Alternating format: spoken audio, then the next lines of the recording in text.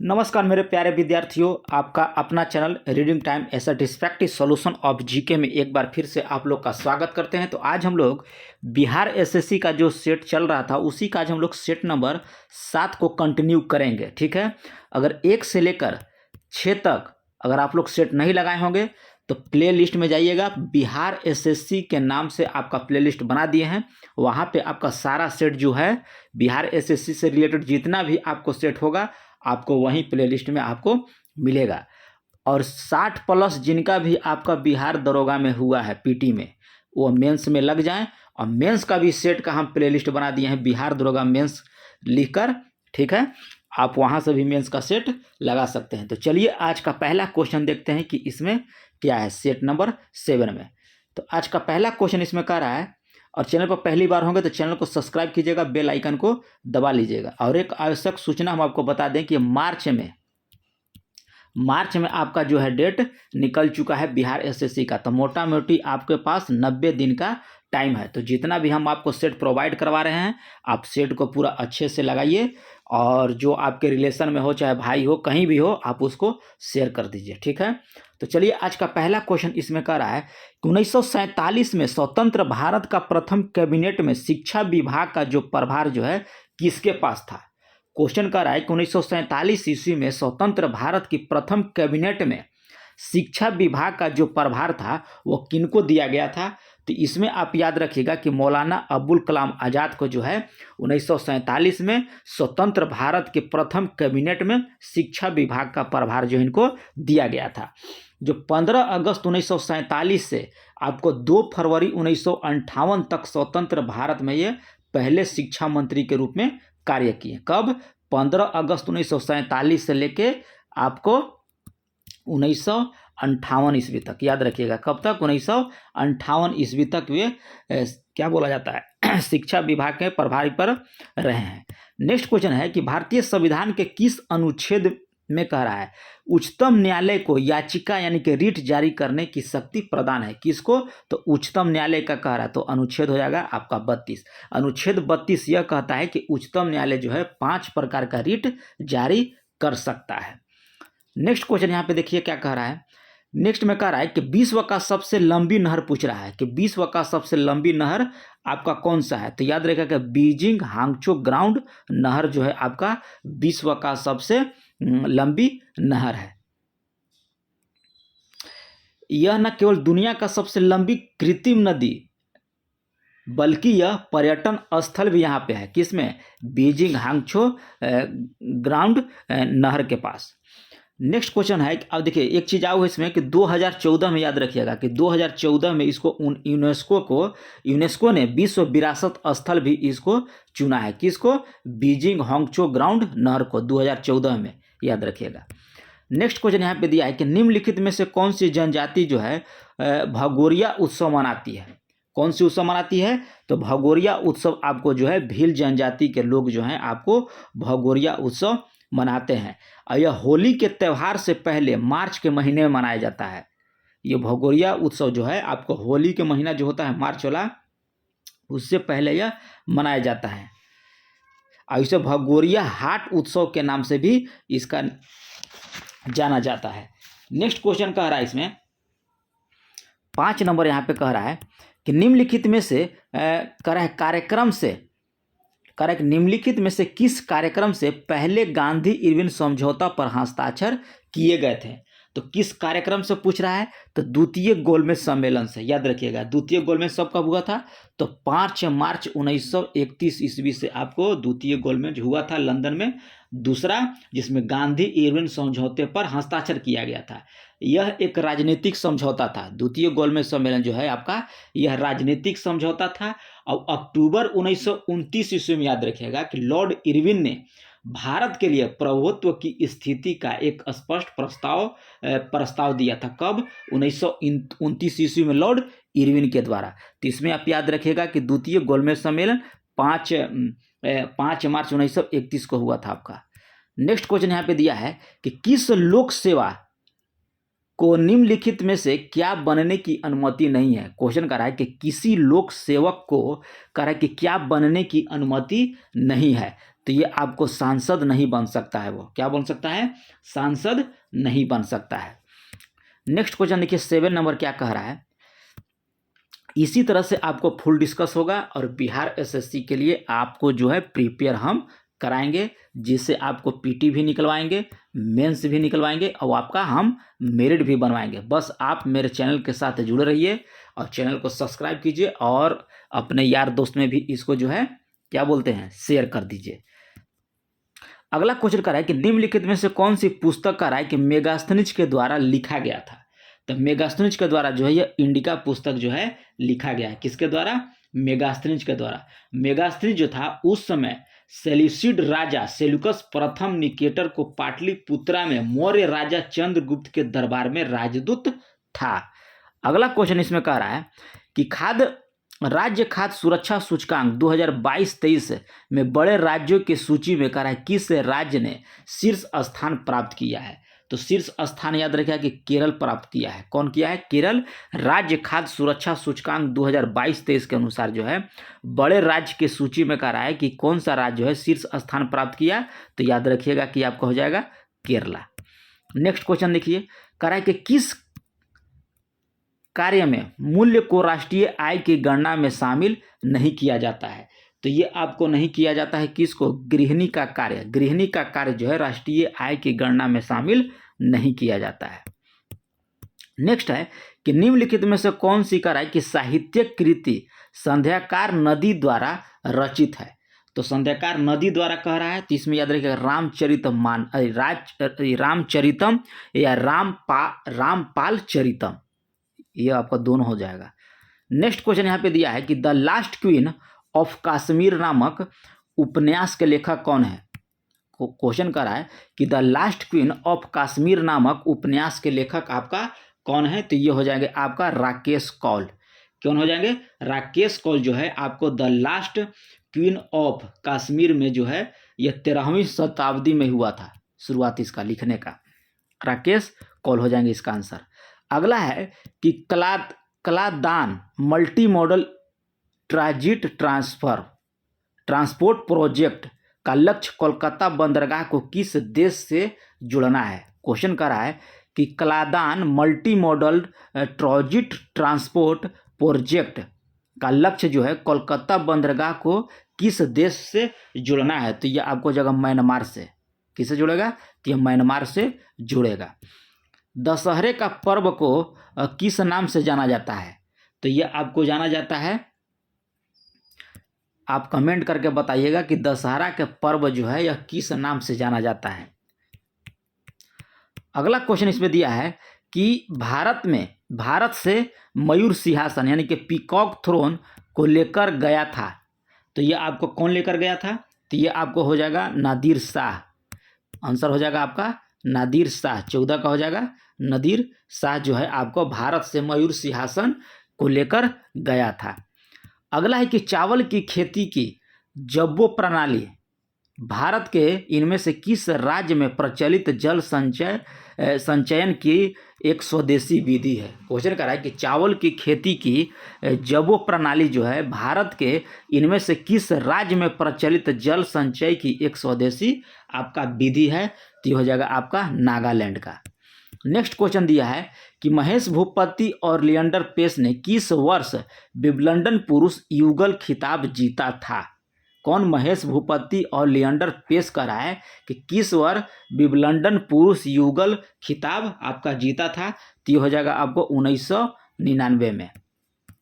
Next question दिया है कि मंदाकिनी नदी ठीक है खाली स्थान अलकनंदा नदी में मिलती है। तो ये आपको मिलती है रुद्रप्रयाग में। मंदाकिनी नदी जो है रुद्रप्रयाग में अलकनंदा नदी में जाके मिलती है।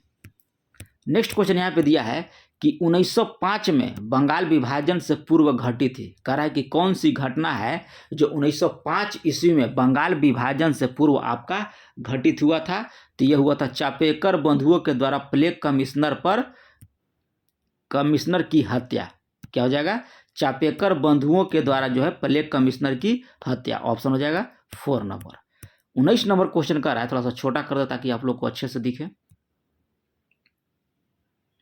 19 में कह रहा है कि निम्नलिखित में से किस अंतर्राष्ट्रीय मानवतावादी संगठन की स्थापना के लिए स्विट्जरलैंड व्यवसायी जीन हेनरी ड्यूनेट का मुख्य प्रेरण थे? तो मुख्य प्रेरण आपके हो जाएंगे कौन? अंतर्राष्ट्रीय रेड क्रॉस समिति। क्या हो जाएगा? अंतर्राष्ट्रीय रेड क्रॉस समिति आपका हो जाएगा 3 आंसर, 3rd नंबर। अगला यहाँ दिया है कि बुरही दिहिंग जो है किस नदी की सहायक नदी है? तो ये आपका हो जाएगा ब्रह्मपुत्र की।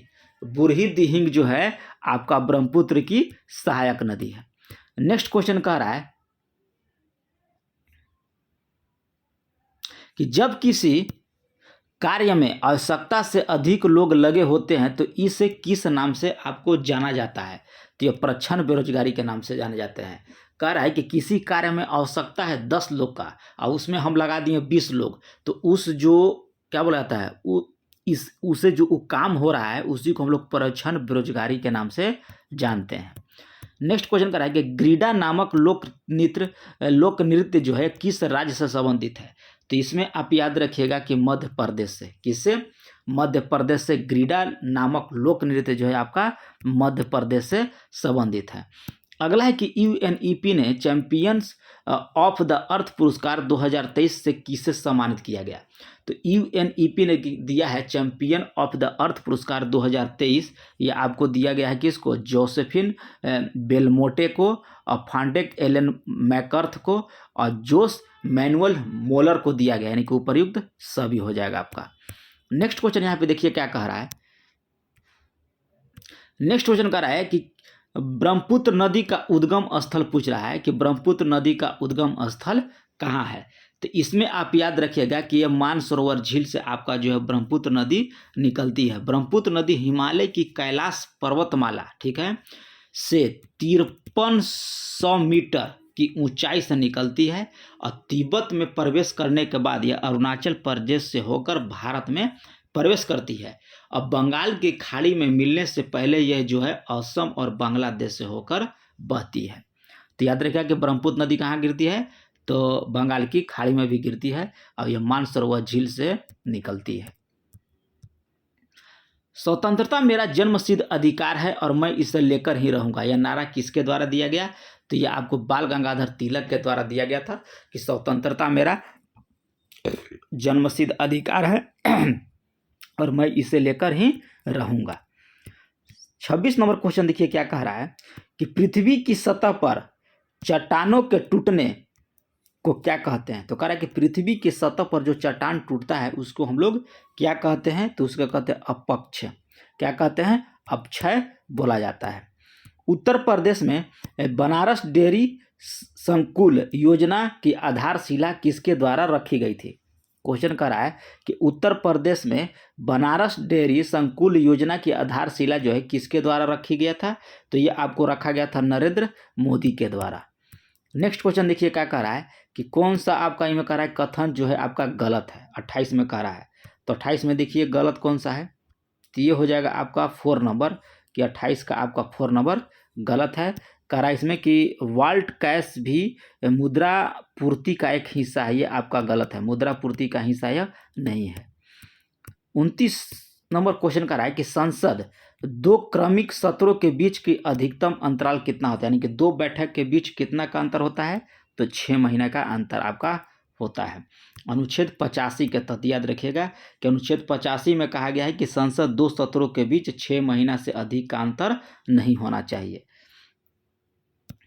तमिल समरदेव मुरुगन की पूजा समारोह के दौरान भक्तों के द्वारा निम्नलिखित में से कौन सा नृत्य जो है प्रस्तुत किया जाता है? तो ये कावड़ी अट्टम जो है यह प्रस्तुत किया जाता है।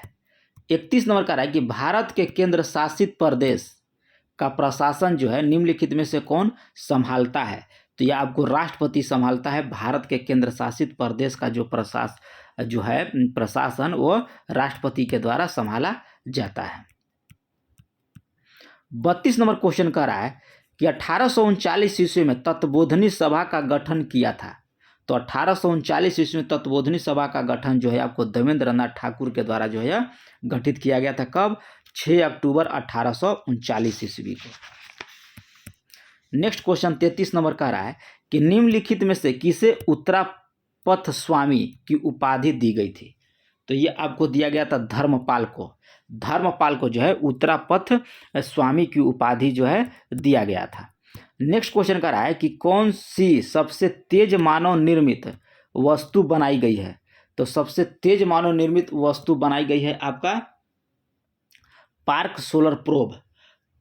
नासा का है या किसका है? नासा के द्वारा जो है पार्क सोलर प्रोब सबसे तेज मानव निर्मित वस्तु बनाया गया है। नेक्स्ट क्वेश्चन है कि निम्नलिखित में से कौन सा ऑपरेटिंग सिस्टम आपका कह रहा है कि नहीं है? तो एमएस ऑफिस जो है आपका ऑपरेटिंग सिस्टम नहीं है, बल्कि यह सिस्टम सॉफ्टवेयर है। क्या है?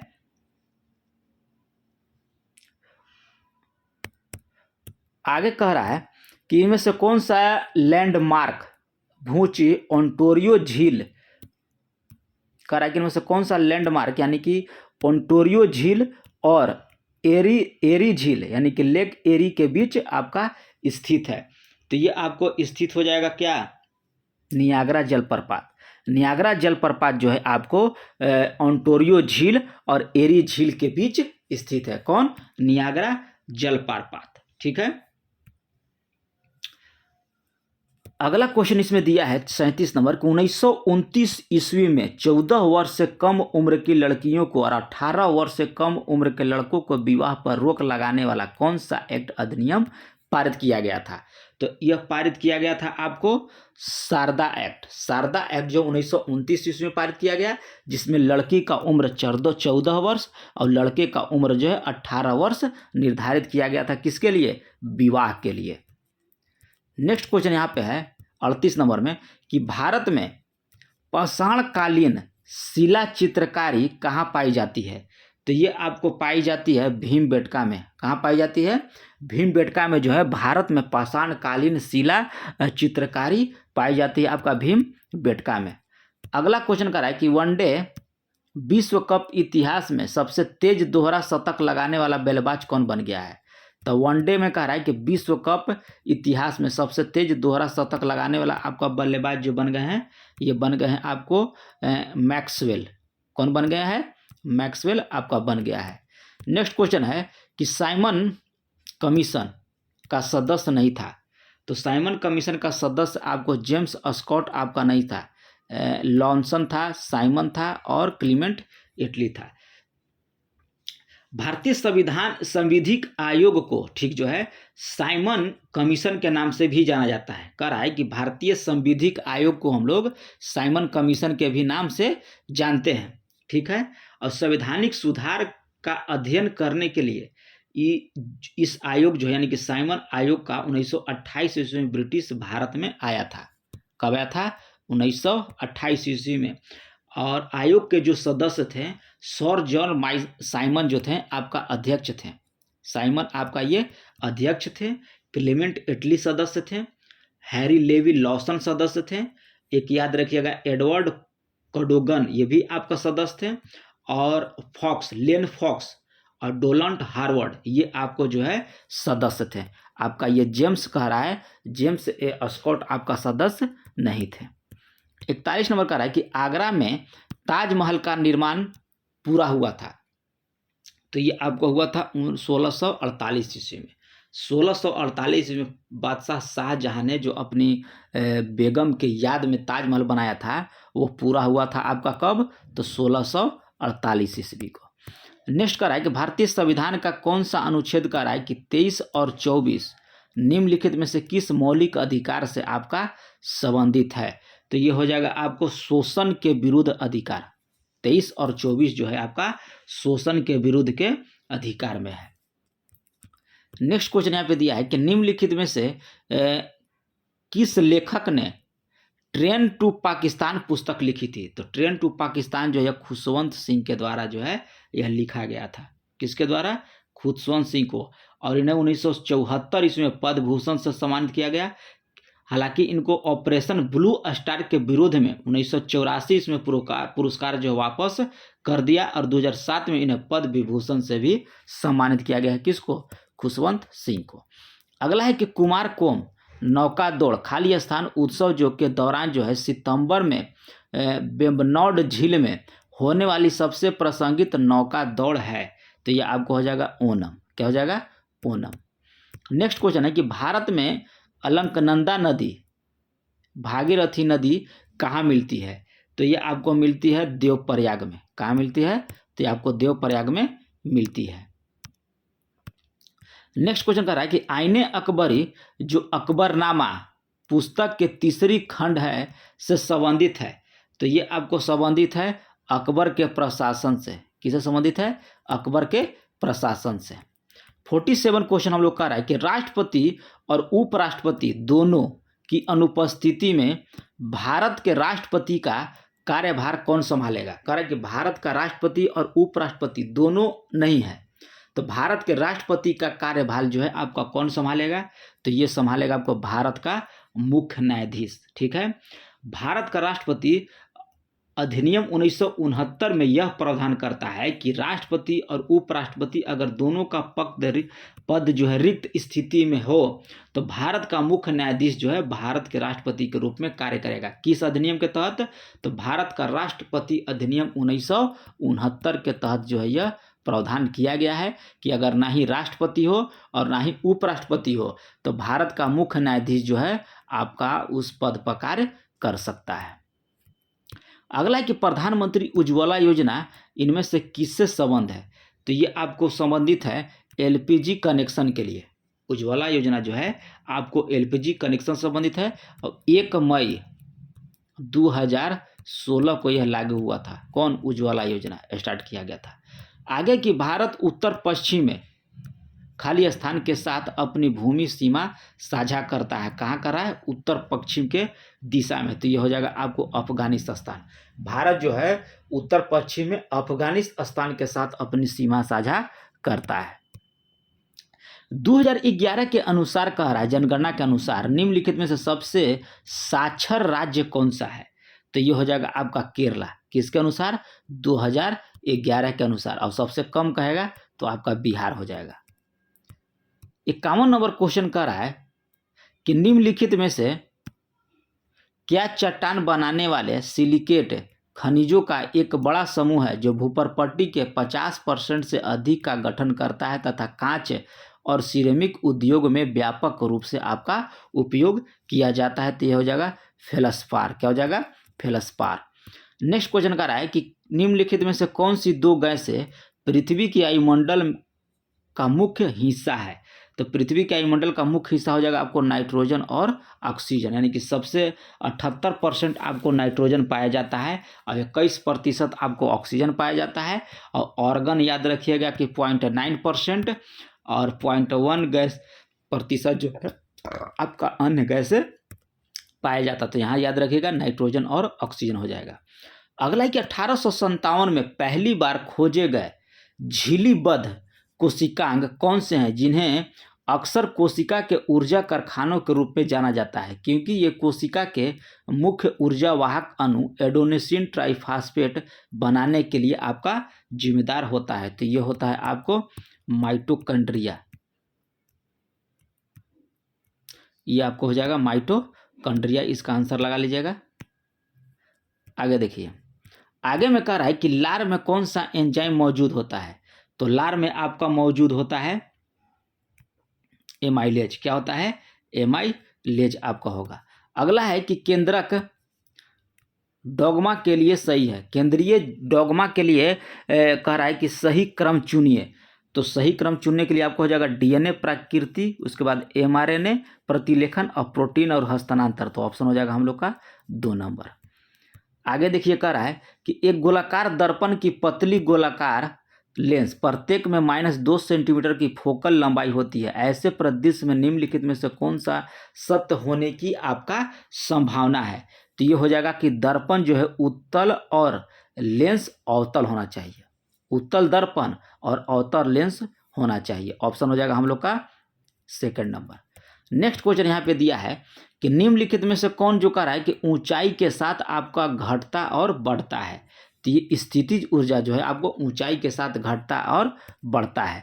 पृथ्वी का द्रव्यमान कितना है? तो पृथ्वी का द्रव्यमान आप याद रखिएगा, ये हो जाएगा 6 गुना 10 के घात 24 किलोग्राम। कितना हो जाएगा? 6 गुना 10 के घात 24 किलोग्राम जो है आपका पृथ्वी का द्रव्यमान है। नेक्स्ट है कि एक विद्युत उपकरण जो है 1 सेकंड में 1000 जूल ऊर्जा खपत करता है।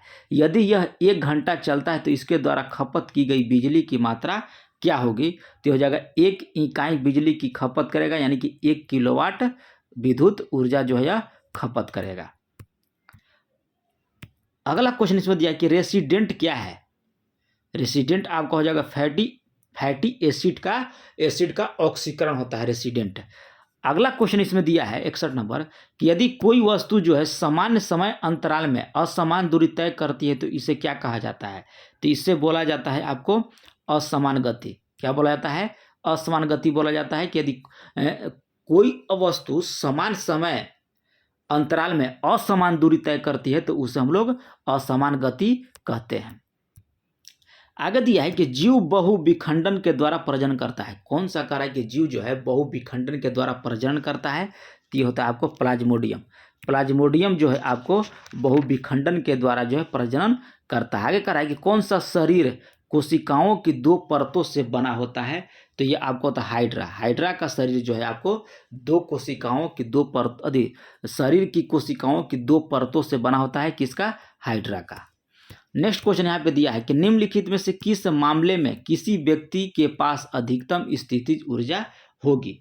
तो ये हो जाएगा आपको छत पर बैठे हुए, अगर छत पर बैठा हुआ व्यक्ति है तो उसके सबसे अधिकतम ऊर्जा होगी। अगला है कि विद्युत बल्ब के एक फिलामेंट में द्वारा 1 मिनट में 0.75 A की धारा ली जाती है तो धारा के माध्यम से प्रभावित होने वाले विद्युत आवेश की मात्रा क्या हो जाएगी? तो विद्युत आवेश की मात्रा आपका होता है Q बराबर IT। क्या हो जाएगा? Q बराबर IT हो जाएगा। तो यहाँ पे याद रखिएगा कि धारा पूछ रहा है तो धारा होता है I बराबर क्या हो जाएगा यहाँ? तो Q/T हो जाएगा। ठीक है, तो Q के जगह आप लोग कितना रखिएगा?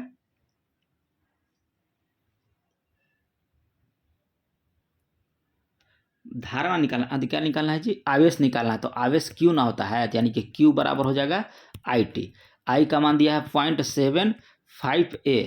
ठीक है, और करा 1 मिनट, तो मिनट को हम लोग चेंज कर देंगे सेकंड में तो हो जाएगा 60। अब 0.75 को 60 से गुना करेंगे तो आपका आंसर निकल के आ जाएगा 45 कूलाम आवेश आपका आंसर हो जाएगा। सूत्र लगा दीजिएगा Q बराबर IT। आई के जगह आप रख दीजिएगा 7.75 और T की जगह दिया है 1 मिनट, तो यहाँ हम लोग लेंगे 60 सेकंड में। अब इसको हल कीजिएगा तो हो जाएगा 45C। नेक्स्ट है कि पहले समूह के तत्वों को कहा जाता है। तो पहले समूह के तत्वों को जो है आपको क्षार धातु बोला जाता है। नेक्स्ट है कि क्योंकि कार्बन चतुसंयोजक होने के कारण उसके सहसंयोजक बंध बनाने के कारण जो है कार्बन दर्शाता है, तो ये आपको दर्शाता है श्रृंखला बंधन आपको दर्शाता है। नेक्स्ट है कि खाली स्थान शायद जानवरों का सबसे बड़ा समूह है। तो अर्थोपोडा जो हो जाएगा ये जानवरों का सबसे बड़ा समूह है आपका अर्थोपोडा। नेक्स्ट क्वेश्चन यहाँ पे दिया है कि गलत कथन को चुनाव करें। तो गलत कथन आपका हो जाएगा कि मैग्नीशियम जो है दूसरी आयनीकरण क्षमता और सोडियम दूसरी आयनीकरण क्षमता से आपका अधिक होता है। ये आपका गलत है।